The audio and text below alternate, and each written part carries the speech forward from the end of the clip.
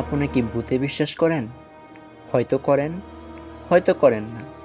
কিন্তু বাংলাদেশে এমন কিছু স্থান আছে যেগুলো নিয়ে বহু বছর ধরে ভৌতিক গল্প প্রচলিত। আজ আমরা জানব বাংলাদেশের সবচেয়ে রহস্যময় ও ভূতুড়ে স্থানগুলোর কথা। সত্যিই কি এখানে অতৃপ্ত আত্মারা ঘুরে বেড়ায়, নাকি সবই কল্পনা? চলুন শুরু করা যাক। ১ নম্বরে রয়েছে পানামনগর, হারিয়ে যাওয়া শহরের কান্না।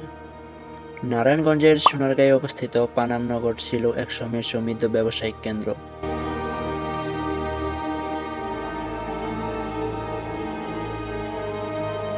আর রাতের বেলা এখনকার নির্জন রাস্তায় শোনা যায় অদ্ভুত আওয়াজ। স্থানীয়দের মতে এখনকার পরিত্যক্ত বাড়িগুলোতে এখনো বাস করে পুরনো অধিবাসীদের আত্মারা। তারা রাতের রহস্যময় ছায়ামূর্তি ও অস্বাভাবিক আওয়াজ শুনছেন।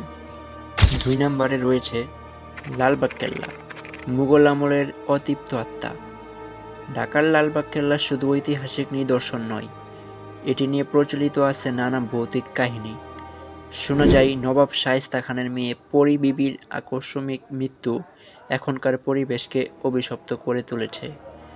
রাতের বেলা এখানে ঘুরতে গিয়ে অনেকে ছায়ামূর্তি ও অস্বাভাবিক অনুভূতি টের পেয়েছেন।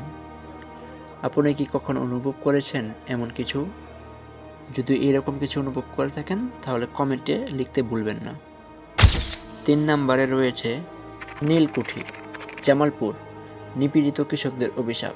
ব্রিটিশ আমলে নীল চাষের জন্য নির্মিত নীলকুঠিগুলোর মধ্যে জামালপুরের নীলকুঠিতে সবচেয়ে ভূতুড়ে বলা হয়।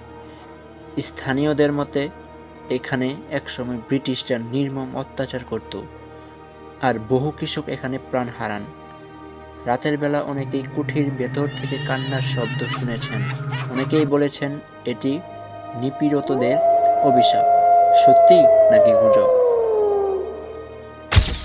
ভূত আছে নাকি নেই সেটা বিতর্কের বিষয়, কিন্তু যুগ যুগ ধরে এই গল্পগুলো চলে আসছে, আর বহু মানুষ নিজ অভিজ্ঞতায় এসব ঘটনার সত্যতা দাবি করেছেন।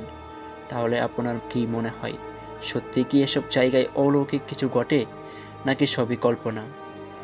আজকের ভিডিও কেমন লাগলো কমেন্টে জানান।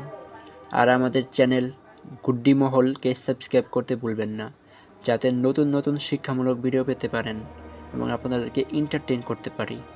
তো আজকে এই পর্যন্তই, ধন্যবাদ।